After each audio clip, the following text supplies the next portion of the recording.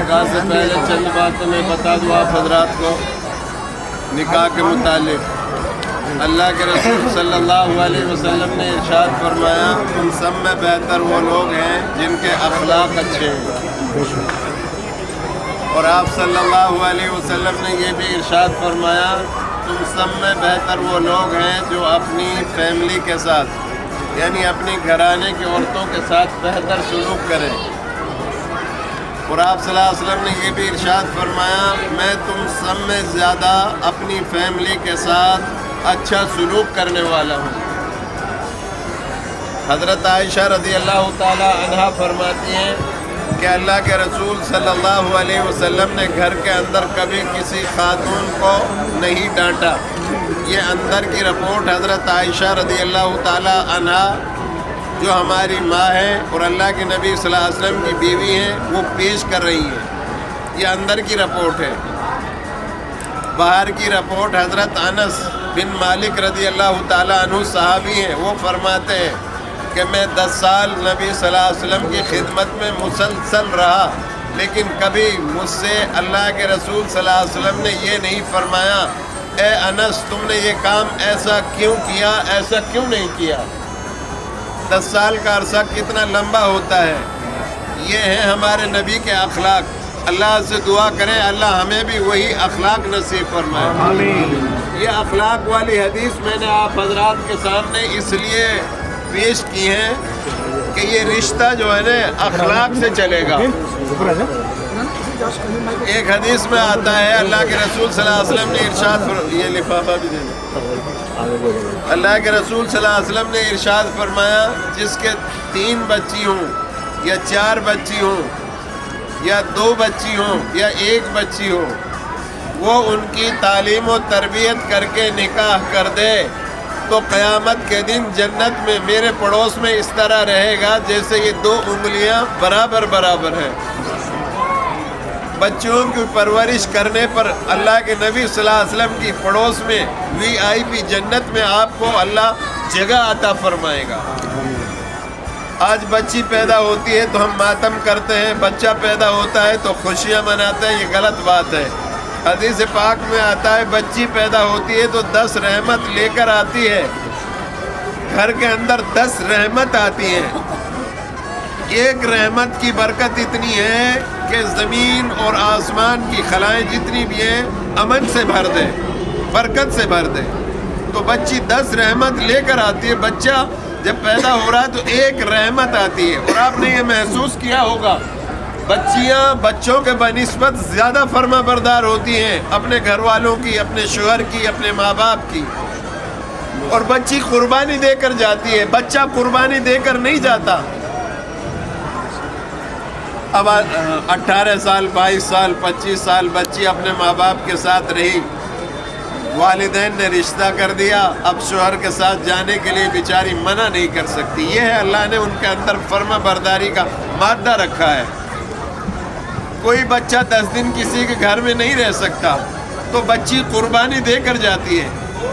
حدیث پاک میں آتا ہے جو تم کھا رہے ہو وہی اپنی دلہن کو کھلاؤ، اور جو تم پہن رہے ہو وہی اپنی دلہن کو پہناؤ، جس مکان میں تم رہتے ہو وہی اس اپنی بیوی کو اسی مکان میں رکھو۔ اسلام بچے اور بچیوں میں کوئی فرق اور اونچ نیچ نہیں کرتا، جہاں بچوں کو عزت دی وہاں بچیوں کو بھی عزت عطا فرمائی اسلام نے۔ اور میرے بھائیوں ایک بات یاد رکھو، مہر بیٹی کی قیمت نہیں ہوتا، چاہے وہ 5000 کا ہو یا 1 کروڑ کا ہو، یہ بیٹی کی قیمت نہیں ہوتا۔ اللہ کے رسول صلی اللہ علیہ وسلم نے ارشاد فرمایا کوئی آدمی کسی بچی سے نکاح کرے اور اس کا مہر حق ادا نہ کرے تو قیامت کے روز یہ زانیوں کی صف میں کھڑا کیا جائے گا۔ آپ کو ایک واقعہ سنا دوں۔ آدم علیہ السلام اللہ نے جب پیدا کیے تو جنت میں رکھا ان کو، تو جنت میں اکیلے غمگین پریشان سے تھے، تو پھر ایک دن ان کی بائیں پسلی سے جہاں دل ہوتا ہے اس کے قریب سے ماں حوا کو پیدا کر دیا۔ جب وہ پیدا ہوئی تو آدم علیہ السلام نے پوچھا یا اللہ یہ خاتون کون ہے؟ تو اللہ نے فرمایا یہ تمہاری ہونے والی بیوی، میں تمہارا ان سے نکاح پڑھا دوں، تمہارے پاس مہر ادا کرنے کا کچھ ہے؟ انہوں نے کہا یا اللہ اس وقت تو میرے پاس کچھ نہیں ہے۔ تو اللہ کا حکم ہوا کہ اے آدم تمہاری اولاد میں ایک پیغمبر پیدا ہوگا جس کا نام محمد صلی اللہ علیہ وسلم ہوگا، تم ان پر ایک مرتبہ درود پڑھ دو، تمہارا مہر حق ادا ہو جائے گا۔ آمین۔ کوئی صحابی آپ کے پاس آ رہے ہیں، یا رسول اللہ صلی اللہ علیہ وسلم مہر ادا کرنے کا کچھ نہیں ہے، نکاح کرنا چاہتا ہوں۔ آپ نے فرمایا تم اپنی بیوی کو قرآن کی یہ آیتیں سکھلا دینا، تمہارا مہر حق ادا ہو جائے گا۔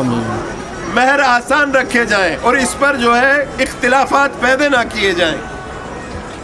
چوارا تقسیم ہوتا ہے تو ہم لڑائی لڑتے ہیں۔ ابھی آگرہ کی میں نے وہ ویڈیو دیکھی تھی، ایک رسگلے پر لڑائی ہوئی ہے مسلمانوں کی۔ تو میرے بھائیوں، میں عرض کر رہا ہوں، جب بچہ یہ کہتا ہے میں نے اس بچے کو اپنے لیے منتخب کر لیا، تو اس کا مطلب ہے تمام خامیوں کے ساتھ میں نے اس کو اپنے لیے منتخب کیا۔ اگر بچی کے اندر کچھ خامیاں ہیں، ایک اچھائی ضرور ہوگی۔ ہمارے نبی نے فرمایا تم ایک اچھائی پر زندگی بھر نبھا کرنے کی کوشش کرو۔ اور بچی کہتی ہے میں نے اجازت دے دی، میں نے اس شوہر کو اپنے لیے منتخب کر لیا، تو اس کا مطلب ہے تمام خامیوں کے ساتھ میں نے اپنے شوہر کو قبول کر لیا، میں ان کے ساتھ غم میں سکھ میں سب چیز میں ساتھ دوں گی میں۔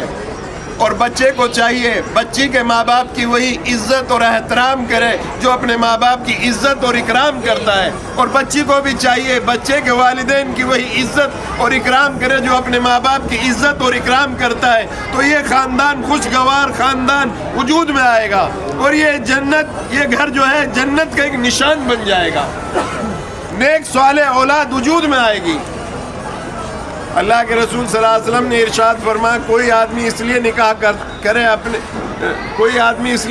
کرے کہ یہ لڑکی خوبصورت ہے تو یہ نیت باطل ہے، یا اس لیے نکاح کرے کہ یہ مالدار ہے یہ نیت باطل ہے، کوئی اس لیے نکاح کرے اس کا حسب نسب خاندان بہت اونچا، یہ نیت باطل ہے۔ ہمارے نبی نے فرمایا تم تقوی پر، دینداری پر جو ہے نکاح کرو تو بچہ بچی کے لیے رحمت بنے گا، اور بچی بچے کے لیے رحمت بنے گی۔ دنیا میں بھی یہ نکاح خوشگوار ہوگا اور آخرت کے اندر بھی یہ نکاح خوشگوار ہوگا۔ ہم اپنی بچیوں کے ساتھ بہتر سلوک کریں، ماں باپ کی فرما برداری کریں، عورتوں کے ساتھ زیادتی نہ کریں، تشدد نہ کریں۔ وہ کمزور ہیں، اللہ نے ہماری ملکیت میں ان کو دیا ہے، اس کا مطلب یہ نہیں ہے کہ ہم ان پر زور زبردستی کریں، ان کو جو ہے نرمائی کے ساتھ لے کر چلیں، مرد کو بھی اور عورتوں کو سب کو مشورے کے ساتھ لے کر چلیں، تو یہ رشتے جو ہے